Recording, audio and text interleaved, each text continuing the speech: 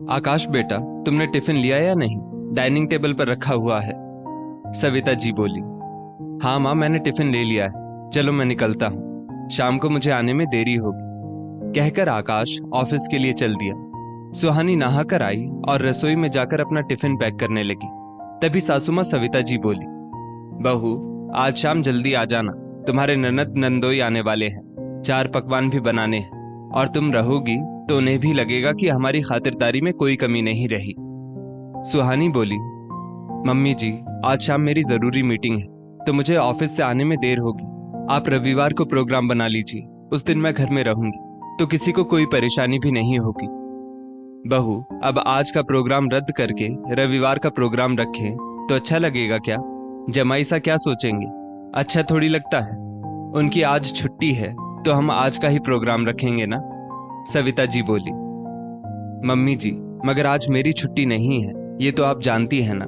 मुझे ऑफिस से आने में देर होगी इसलिए कह रही हूँ, और दीदी तो सब जानती है कि मुझे ऑफिस से आए दिन यूं छुट्टी नहीं मिलती है, जल्दी निकलने को भी नहीं मिलता है।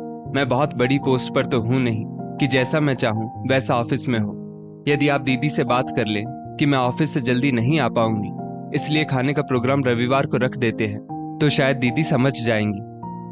बहू अब तो मैंने आज का प्रोग्राम बना लिया है, तुझसे जैसे मैनेज हो करना। मैं ना नहीं बोल सकती, आखिर जमाई सा के सामने इज्जत का सवाल है। सुहानी ने टिफिन पैक किया और चल दी।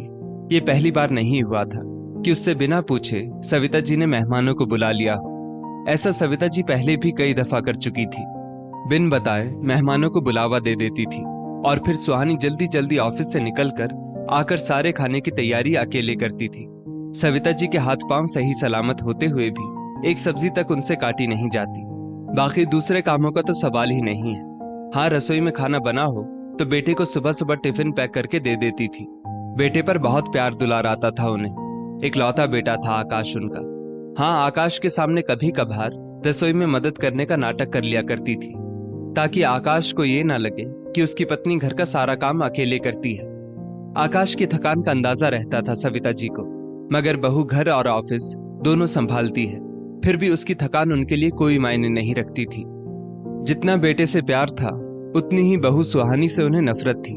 जबकि दोनों कमाते थे और घर का सारा काम भी सुहानी अकेली संभाल लेती थी, मगर सुहानी की घर में कोई कद्र नहीं थी। ना जाने शादी के बाद हर सास की ये सोच क्यों हो जाती है कि हमारा बेटा अब हमारा कम और बहू का ज्यादा हो गया है। बस यही सोच सविता जी की भी अपनी बहू सुहानी के लिए थी।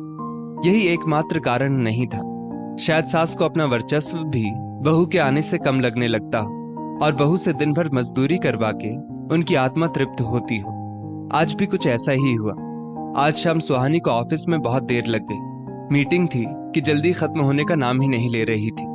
सुहानी बार बार पास रखे मोबाइल में समय चेक कर रही थी और मन ही मन यही सोच रही थी कि घर जाकर खाना कब बनाऊंगी। घर पर ननद नंदोई आ चुके होंगे, अब क्या होगा। सुहानी देर से घर पहुंची तो देखा माँ बेटी बैठकर आराम से बातें कर रही थी। किसी ने रसोई की तरफ देखा तक नहीं था। सुहानी ने फटाफट हाथ मुंह धोया और रसोई में खाने की तैयारियों में जुट गई, मगर फिर भी कोई अंदर ये तक देखने नहीं आया कि खाने में क्या बन रहा है। सविता जी धीरे धीरे बेटी प्रियंका से बातें कर रही थी ताकि रसोई तक आवाज ना जाए, लेकिन सुहानी के कानों तक आवाज आ ही गई। सविता जी बोल रही थी, देखा बेटा, महारानी कितनी देर से आई है। अब देर से आई है तो काम का भार तो पड़ेगा ही ना। मैंने तो सुबह सुबह बता भी दिया था कि तू आने वाली है, मगर फिर भी इसे कोई फर्क ना पड़ा। उधर से बेटी प्रियंका बोली, माँ लगे रहने दो उसको रसोई में, ताकि हमें और बातें करने का मौका मिल सके। हमें क्या है, समय पर खाना बने ना बने, ऑफिस से कुछ बहाना बनाकर निकल जाती, घर भी तो देखना होता है। सुहानी का ये सब सुनकर दिल बैठ गया। कितना भी कर लो, ये ससुराल वाले पता नहीं अपने क्यों नहीं होते। सुहानी ने एक तरफ दाल चढ़ा दी, चावल भिगो दिए, दूसरी तरफ आटा गूंथ दिया और पनीर की सब्जी की ग्रेवी तैयार करने लगी।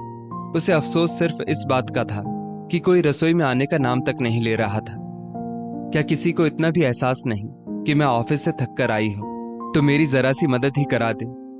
सविता जी बाहर से ही बोली, बहू पिछली बार तू सेवइयों के पैकेट लाई थी, वही बना दे। सेवैया ही है जो जल्दी बन भी जाती है, वरना तू घर जल्दी आ जाती तो गुलाब जामुन बना देती।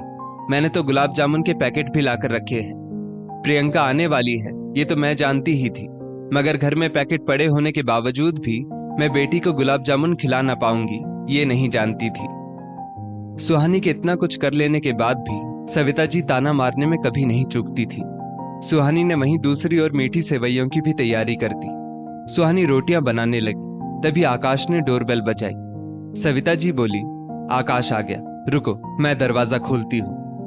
आकाश आकर सोफे पर आराम से बैठ गया। सविता जी बोली, मेरा बेटा बेचारा दिन भर ऑफिस के काम से थक जाता है, बहू जरा पानी तो लाना। सुहानी रसोई से पानी लेकर आई। आकाश गट से पानी पीकर बोला, एक कप चाय बना दो सुहानी, आज बॉस ने बहुत सिर खाया मीटिंग में। जी अभी खाना खाने का वक्त हो चुका है, सुहानी बोली। सविता जी बोली, सुहानी आकाश का सिर दर्द कर रहा है, पहले उसे चाय दे दे, फिर खाना थोड़ी देरी से खा लेगा, और क्या।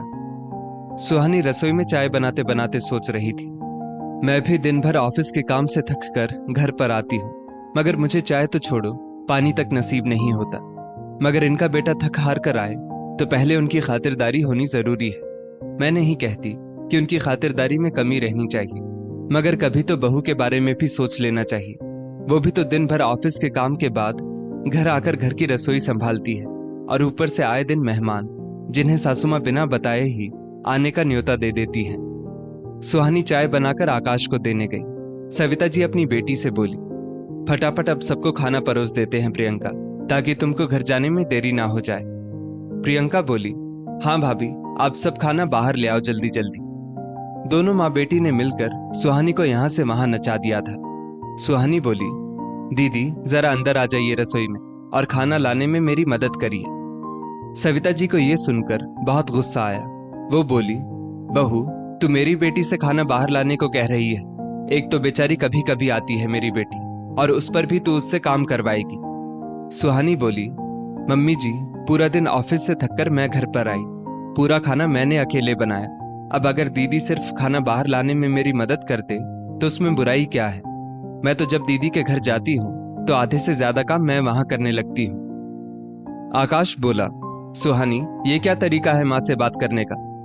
सुहानी बोली, आकाश आपको तो कोई तकलीफ नहीं है, आपसे तो माँ बहुत प्यार करती है, जबकि मैं भी तो ऑफिस में आपके जितना ही काम करती हूँ, मगर एक ही घर में हम दोनों में कितना भेदभाव किया जाता है, क्योंकि मैं इस घर की बहू और आप इस घर के बेटे हो। इतने सालों से यही तो देख रही हूँ कि घर की सब जिम्मेदारियां निभाकर ऑफिस में दिन भर काम करके भी मेरा कोई मान सम्मान तो है ही नहीं। उल्टा माँ बेटी बैठकर मेरी बुराइयां करती है, जबकि इन्हें मेरे प्रति इतनी भी दया नहीं आती कि मैं भी दिन भर काम से थक कर आई हूँ तो मेरे साथ रसोई में थोड़ी सी मेरी मदद ही करा दे। मगर नहीं, इनकी तो बातें अधूरी रह जाएंगी ना, खाना बनाते बनाते भी तो बातें हो सकती है। अरे हाँ, मैं तो भूल ही गई, मेरी बुराई मेरे सामने कैसे करेंगी दोनों। इसके बजाय माँ और दीदी ने भले मेरे ऑफिस से आने के बाद ही सही मुझे थोड़ी भी काम में मदद कर दी होती तो मैं अभी ये सब नहीं बोल रही होती। यहाँ तक कि आकाश तुम्हारी इतनी फिक्र करते हैं सभी, क्योंकि तुम कमाने जाते हो तो मैं भी तो ऑफिस कमाने जाती हूँ, फिर मेरा हर पल हर घड़ी तिरस्कार क्यों। दोनों माँ बेटी की नजरें झुक गई और आकाश भी सुहानी की तरफ देखने लगा। सुहानी बोली, मम्मी जी आखिर ये भेदभाव कब तक? हमारे घर से ही हमें बदलाव की शुरुआत करनी होगी। आपको मेरी भी उतनी ही अहमियत समझनी चाहिए जितनी कि आप अपने बेटे की समझती हैं। मैं कुछ कहती नहीं, इसका मतलब ये नहीं कि मैं कुछ समझती नहीं, बस बोलकर जताना नहीं चाहती थी, मगर जब सारी हदें पार हो गई तो मुझे आज बोलना पड़ा। प्रियंका के पति सुबोध जी ने भी सुहानी का साथ दिया।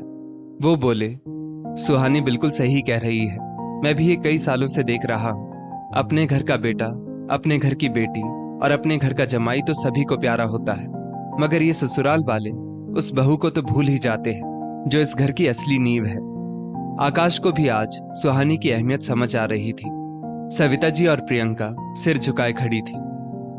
दोस्तों, अक्सर घरों में यही होता आया है कि एक बहू ससुराल वालों की खुशी के लिए सब कुछ कर जाती है, मगर फिर भी ससुराल वाले कभी बहू के अपने क्यों नहीं होते। इस स्टोरी को लेकर आपकी क्या राय है, नीचे कमेंट करके जरूर बताइएगा, और ऐसी ही और भी बेहतरीन वीडियोस के लिए हमारा पेज जरूर फॉलो करें।